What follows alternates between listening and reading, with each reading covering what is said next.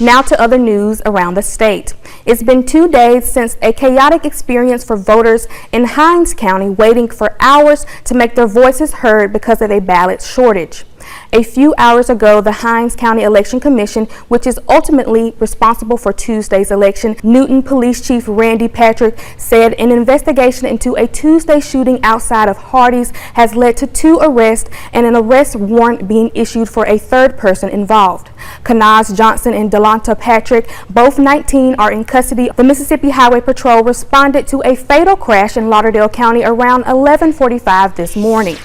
Troopers say the crash was between a Honda motorcycle and a Ford Ranger truck. 2 organizations in the Queen City are coming together to help the younger generation develop better money management and life skills. Citizens National Bank and the Meridian Housing Authority has partnered together. So tell me a little bit about your experience, because this is not your first time working with the city or wanting to, inspire change in the area. If someone sees or is talking to their friend and they disclose some sort of abuse, or they see some sort of abuse happening, what is the best way to report that? Americans, just as a rule, they are carb heavy.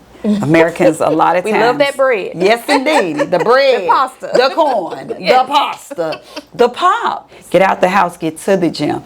And then they add on a healthier lifestyle with their foods. But when you put the 2 together, Batman and Robin, you're doing better. You can't defeat them. Unstoppable. Yes. So you spoke about movement and how important movement is, and you know, working that into your routine some type of way. So you offer aerobics classes. So let's get into that a little bit. We're gonna get into it. Okay. So what would you tell people, not only in Sumter County or in York, but the greater or broader West Alabama community, to encourage those people to visit this hidden gem that is the Coleman Center for the Arts? Yeah, there's a lot to see. I am downtown here at Dumont Plaza, and I got some friends with me, some killer clowns here for all the festivities down here at the Candy Crawl. We have over 30 businesses that are out giving out candy to the kiddos and the people that are in costume. It's an exciting day here at Southeast High School as they are unveiling their new softball complex. As you can see behind me, the home plate has been painted in anticipation for their new season coming up. Lauderdale County Public School District held its day of service to help those in need in the community. We are just a few hours away from the annual Hope for Hunger food drive here at the Piggly Wiggly in Collinsville, where you have all day to give to those in need as we get closer to the holidays. Those sounds you hear behind me are the construction crews taking down the bridge on Dale Drive in Marion. That road work expected to last at least 90 days. Well, let me touch the cockroach. I will touch it. I will pet it. And it won't move. So there you go. And this one is a male, and you can kind of tell. Today is a sweet day indeed. It's National Cotton Candy Day, my favorite. Fun fact, believe it or not, a dentist helped invent machine spun cotton candy in the 1890s. So isn't it ironic that a dentist created cotton candy? I could see that though, because the more sweets and more candy you eat, the more money they're gonna make. The more people need to go to the dentist. So it's not far-fetched at all. Residents at Meridian Manor are still upset about the elevator, and they say they are having other maintenance issues with the building as well. We've had a water problem for 3 years that I have been here. Water comes in my bathroom and my kitchen 2 inches deep. And I can go in there and be barefooted, and I'm walking on water.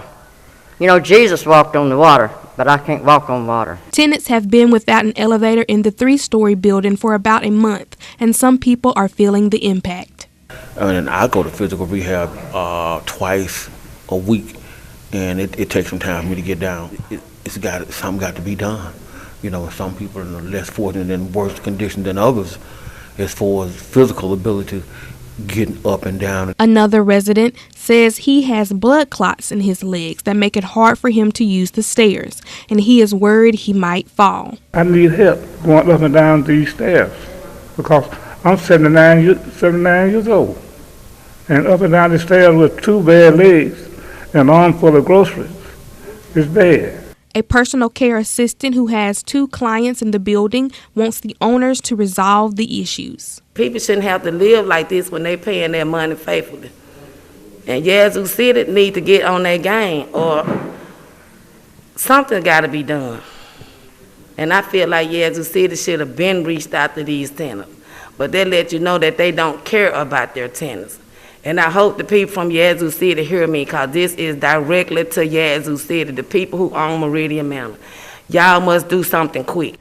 A family was inside this home behind me when the tree came through their home during Sunday night's severe weather. They are left picking up the pieces, but thankful no one was hurt. We ate a tornado for supper yesterday evening. Tony Reed was in his sister's house with her 7 kids Sunday night when the storm hit, causing a tree to fall into the home. Well, the winds picked up extremely fast. Thunder and lightning in the sky turned blue, green, intense tornadic like thunderstorms. We knew something was going on because the trees went from bending to one direction to they started circling.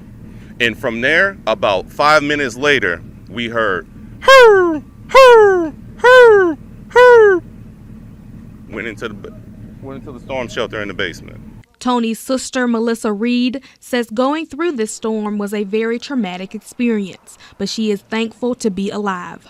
It's just me and my kids, basically. And this is all we know. This is all we got. This is my big baby, and it's tore down. And thank God for being who he is and sparing me my life. I can always start over. And thanks to any and everybody that's on call, teachers, friends.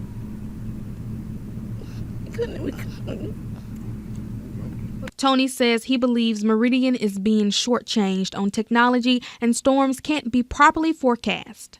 What are we going to do about Meridian having a Doppler radar? We cannot rely on Jackson. We cannot rely on Birmingham, Alabama.